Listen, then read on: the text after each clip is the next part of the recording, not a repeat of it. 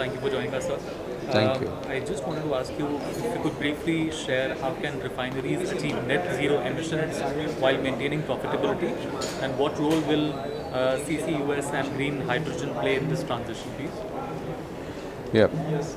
See, for any refinery today, around 5 or 6 levers are there for reaching net zero. First one would be to look internally and see whether we have our efficiencies are good.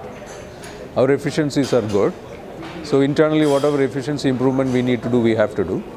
Secondly is about renewable energy, sourcing of renewable energy, either from generating it within or from buying it out from outside.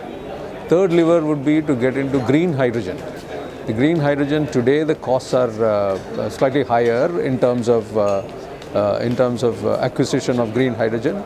So it's almost double the normal grey hydrogen. So with technology, definitely this is going to improve. And so the third lever would be green hydrogen. The fourth would be the CBG, the compressed biogas. India has a massive potential for generating CBG from our agricultural waste or from our municipal solid waste, and even gobar gas and all of that is possible. So we have around 60 to 70 million tons of CBG, compressed biogas potential, which is there. This is another of those levers that we can use.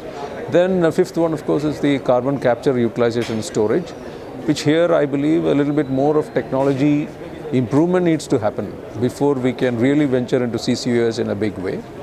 Fourth, of course, sixth, of course, is of the offsets, which we may have to, through afforestation and so many other means, we have to get the CO2 reduced. These are some of the ways we can do that. Sure. And the next question was around...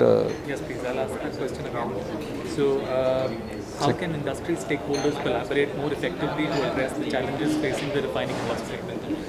Yeah, I would say that the challenges facing the industry is more to do with maybe transition of to electric vehicles, which are happening, which India may not be impacted to that extent today, but the trend suggests that we would definitely be impacted. The question is around shifting towards that, and therefore our product portfolio has to be looked at seriously in terms of shifting from fuels to maybe more of petrochemicals. So the proportion of petrochemicals that we have today in our portfolio, the volume has to increase. Any new refinery coming up will need to have more than 50% of maybe petrochemicals. So that, and we need to also look at crackers and other using co-processing, which means processing biofuels along with conventional mineral oils. And in terms of collaboration, I believe a lot of R&D efforts need to go in on the CCUS especially, and then green hydrogen. And of course, a lot of institutional support by way of reaching CBG, collection of agri-waste, and having CBG networks around so that we can push the CBG produced into the network. So a lot of institutional support will also be required. So all in all, we need a change in the way we look at energy and putting up enough infrastructure in place and systems in place so that these can flourish compared to mineral oils. This is what I feel. Thank you so much, sir. Thank you. My final question to you is that how would you rate the overall experience of the 7th edition of the India Refining Summit today? Going by whatever I've seen today and the couple of sessions that we've had, I think it's good participation, and there are a lot of good sessions which have happened, which gives a look at the future of how the refining sector is moving. There are very informative sessions in the beginning, and also good questions which are coming from the audience, which means they are alive to whatever is happening, and a lot of learning happening on the way.